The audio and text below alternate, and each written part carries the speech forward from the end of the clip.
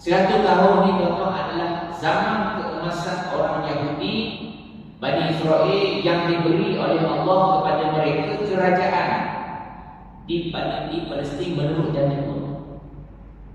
Tapi janji Allah ini selama mereka beriman kepada Allah, selama mereka beriman.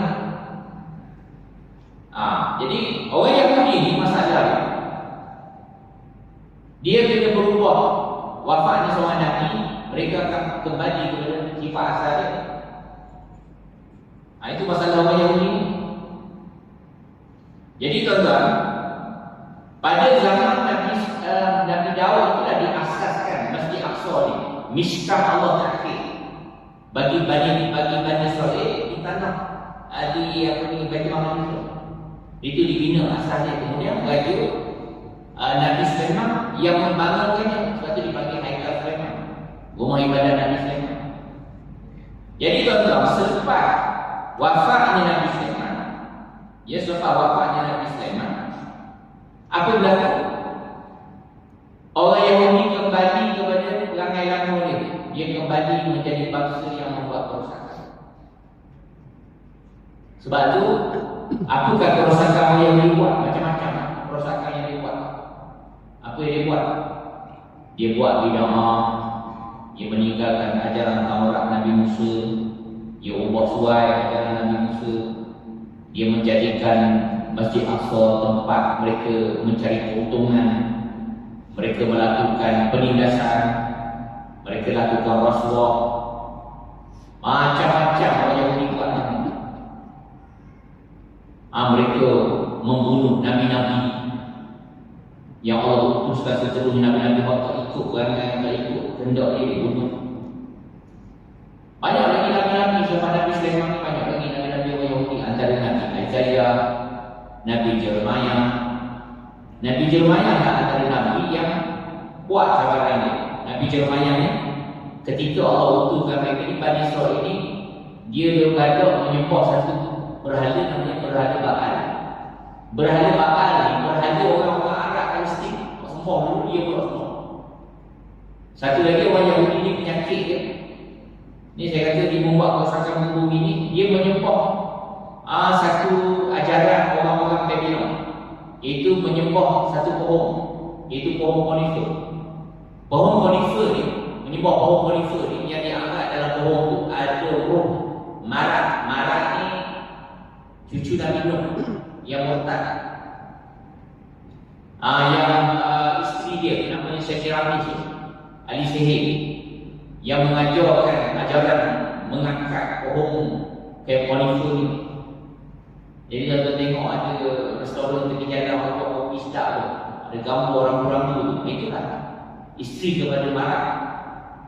Yang Marat tu rohnya dianggap berada menjelma dalam pohon konifer. Daripada pohon konifer inilah menjadinya amalan Christmas dalam agama Kristian itu dicedok daripada amalan paganism Babylon.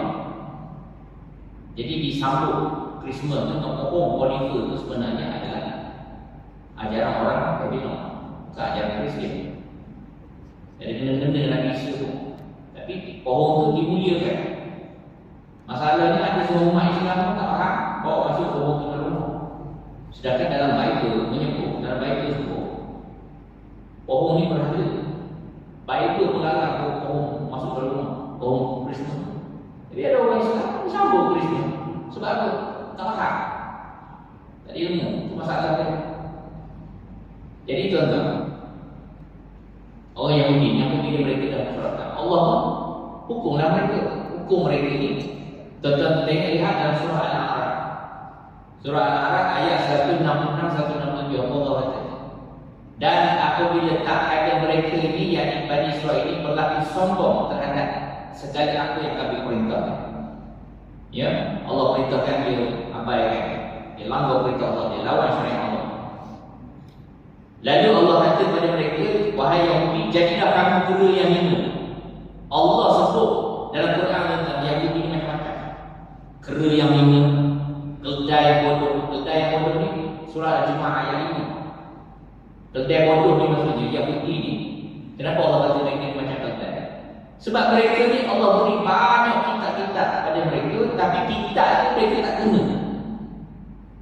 Jadilah seperti kedai yang mengikut kitab-kitab atas belakang tu, tapi kedai tak baca kitab.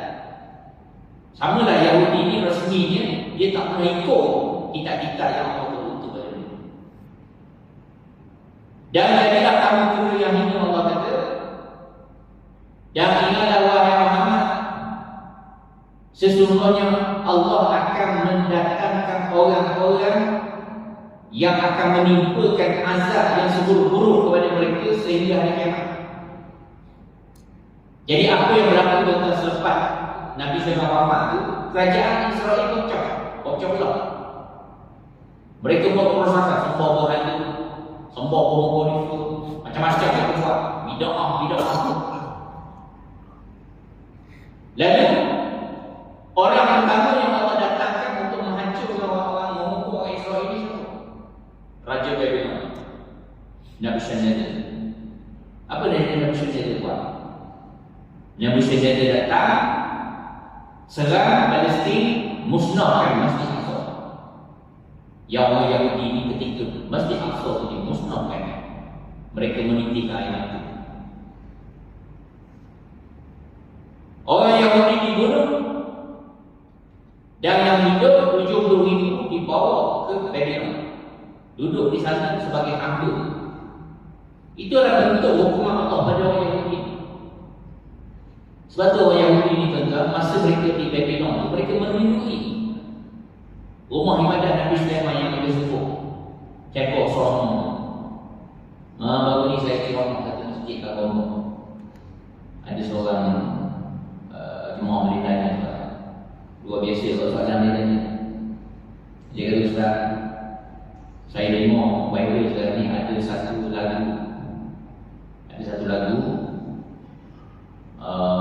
Lagu tu lagu lama, tapi lagu tu dia kata dipetik dari Bible. Nama lagu tu The River of Babylon. Dia tanya apa kaitan dengan Nebukadnezar semua ni. Saya kata lagu ni lama, 50 tahun lah lagu ni. Nampak 74 dia lagu ni. Bonnie M nyanyi lagu kan.